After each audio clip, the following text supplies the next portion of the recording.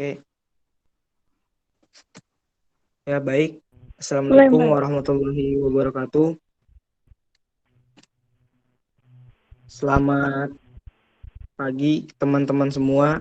Perkenalkan kami dari kelompok 2 yang beranggotakan 7 orang, yang dimana itu ada saya sendiri, yang kedua ada Ahmad Mauludin Busro, yang ketiga ada Ahmad Supriyansah, dan yang keempat ada Dela Permatasari, yang kelima ada Eri Septiawardini, yang keenam ada Izrian Rizky Fadilah, dan yang terakhir ada Rusdi.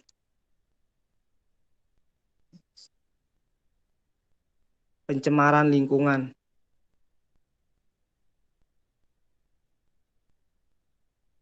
Lingkungan adalah kombinasi antara kondisi fisik yang mencakup keadaan sumber daya alam seperti tanah, air, energi surya, mineral, serta flora dan fauna yang tumbuh di atas tanah maupun di dalam lautan. Dengan kelembagaan yang meliputi ciptaan manusia, seperti keputusan bagaimana menggunakan lingkungan fisik tersebut. Lingkungan terdiri dari komponen abiotik dan biotik. Komponen abiotik adalah segala yang tidak bernyawa seperti tanah, udara, air, iklim, kelembaban, cahaya, bunyi. Sedangkan komponen biotik adalah segala sesuatu yang bernyawa seperti tumbuhan, hewan, manusia, dan mikroorganisme.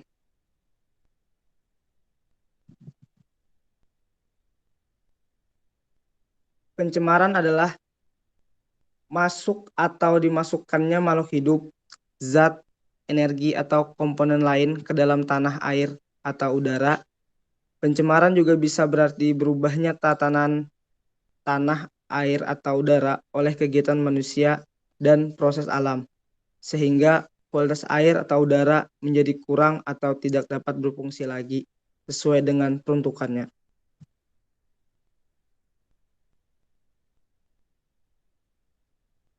Pencemaran lingkungan timbul akibat adanya sumber-sumber pencemaran, baik yang bersifat alami ataupun kegiatan manusia.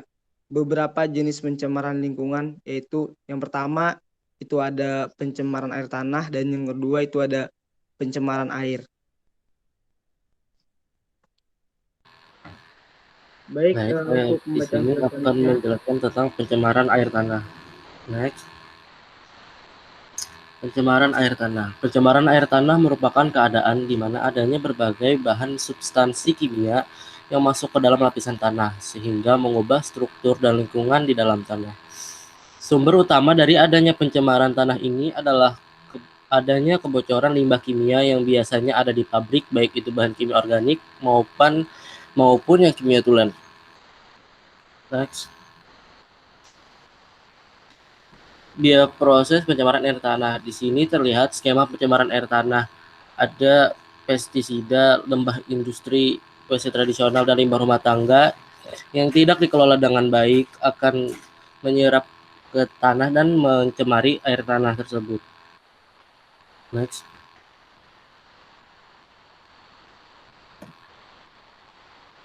Penyebab pencemaran air tanah itu tersendiri ada limbah padat, limbah cair, limbah organik, limbah industri, dan limbah pertanian.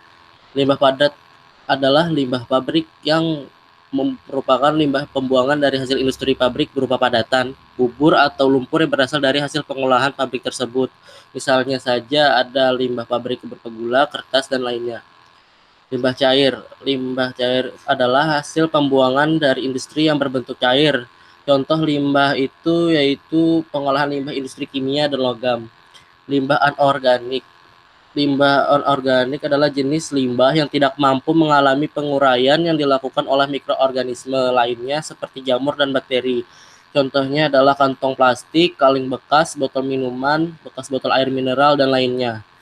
Limbah organik yang mampu diuraikan kembali oleh mikroorganisme di dalam tanah sehingga tidak begitu berbahaya bagi tanah itu sendiri. Jenis limbah ini misalnya saja tinja, fesis, oil, cat, sampai rumah tangga yang dari tumbuhan. Limbah industri. Limbah ini biasa juga berasal dari dunia usaha hotel, pabrik, rumah makan, pasar, perdagangan, tempat wisata, instansi pemerintahan dan swasta, dan lainnya. Limbah yang dihasilkan bisa berupa limbah padat maupun cair dan organik maupun anorganik. Limbah pertanian. Limbah ini berasal dari pertanian yang mampu menyebabkan pencemaran tanah, misalnya dengan penggunaan pupuk atau pestisida pada pertanian sehingga menyebabkan tanah tercemar. Jika penggunaan pestisida sudah melebihi batas dan menyebabkan rusaknya hasil tanaman dan juga hasil tanaman yang tidak optimal lagi.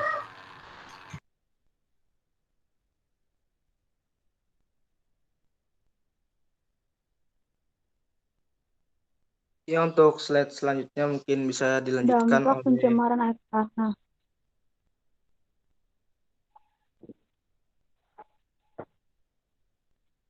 Dampak pada kesehatan. Kromium yang merupakan zat kimia yang digunakan dalam berbagai pestisida dan juga herbisida ini mampu membuat munculnya dampak karsinogenik pada semua populasi, bukan hanya untuk spesies manusia saja, namun juga makhluk hidup lainnya.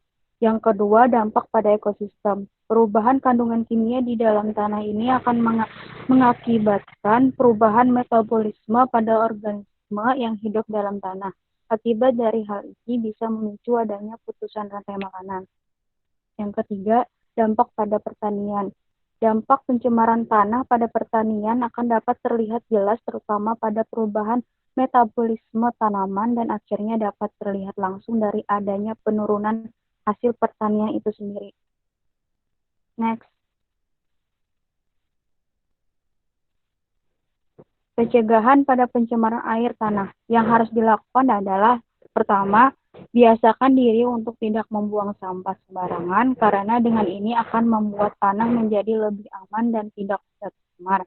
Yang kedua, dapat diupayakan melalui penanganan daur ulang sampah plastik, kaca, karet, dan logam menjadi produk baru yang dapat kembali dimanfaatkan. Yang ketiga, untuk para ibu rumah tangga juga sebaiknya tidak membuang deterjen sembarangan.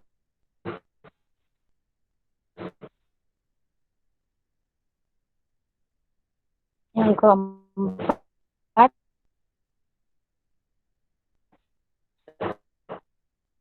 pada jenis limbah kimia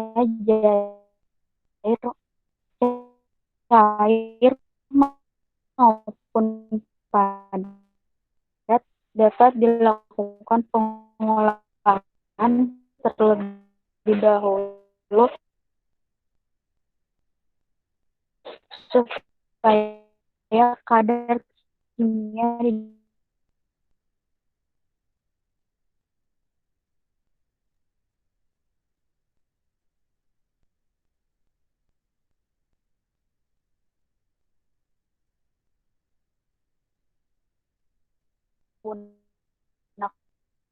digunakan pupuk dan juga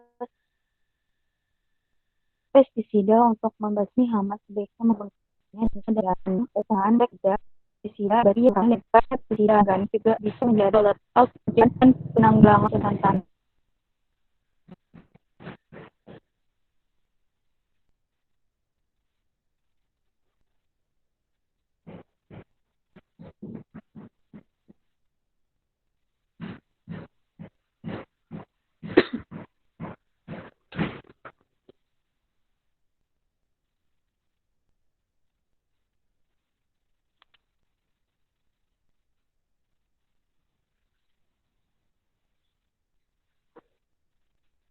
Pencemaran air. Nomor CAP 03 garis miring Men-KLH garis miring 2 garis miring 1991. Yang dimaksud dengan pencemaran air ialah masuknya atau dimasukkannya makhluk hidup, zat energi, dan atau komponen lain ke dalam air dan atau berubahnya tatanan air oleh kegiatan manusia atau oleh proses alam, sehingga kualitas air turun sampai ke tingkat tertentu yang menyebabkan air menjadi kurang atau tidak dapat berfungsi lagi sesuai dengan beruntuknya.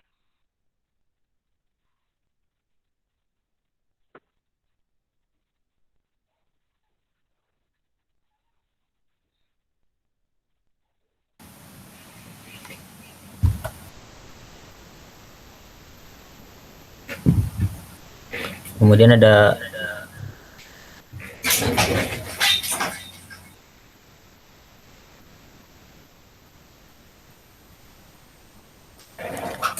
bioproses pencemaran air. Di sini bioproses pencemaran air ada yang non point dan point, di mana di sini ditimbulkan dari masing-masing sumber, yakni ada yang dari kota, ada yang dari perkebunan, dan ada juga yang dari pertanian dan peternakan. Ya, next.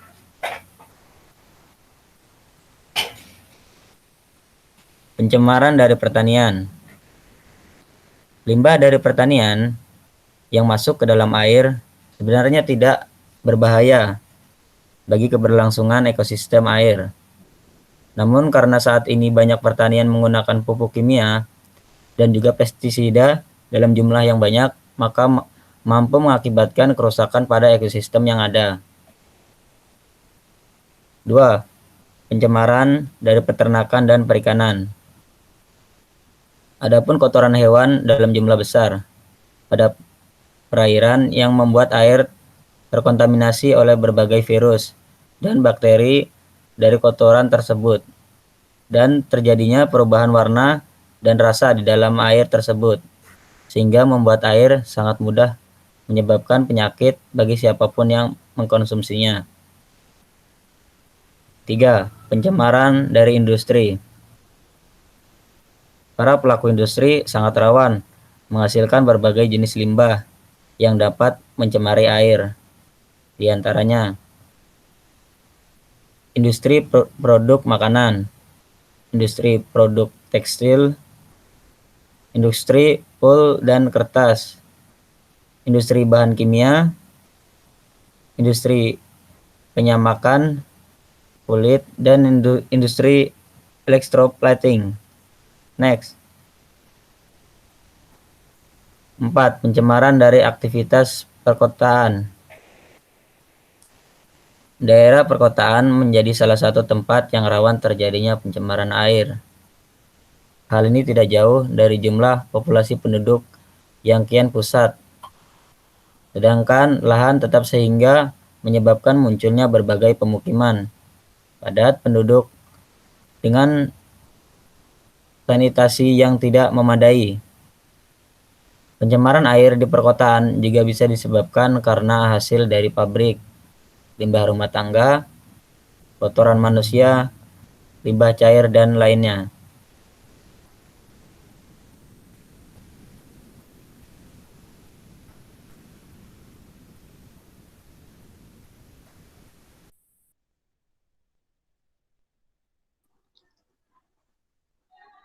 Dampak pencemaran air. Yang pertama ada kematian biota air. Masalah utama yang disebabkan oleh dampak pencemaran air adalah terbunuhnya kehidupan yang tergantung pada badan air tersebut.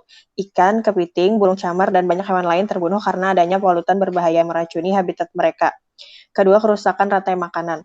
Dampak pencemaran air juga merusak tatanan rantai makanan alami yang selama ini berlangsung dalam ekosistem air.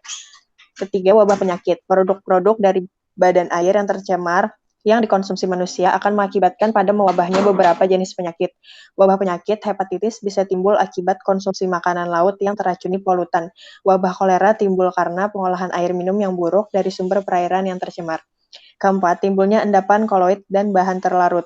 Endapan, koloid, dan bahan terlarut berasal dari bahan-bahan buangan industri, obat-obatan, dan pupuk pertanian. Bahan tersebut dapat menghalangi cahaya matahari ke perairan sehingga proses fotosintesis tumbuhan air terganggu. Jika bahan industri berupa logam berat seperti air raksa, kadmium, dan timbal, maka logam tersebut dapat diserap oleh tumbuhan air. Di dalam tumbuh-tumbuhan, logam tersebut tidak dapat diuraikan dan menumpuk di dalam jaringan lemak tubuh. Next.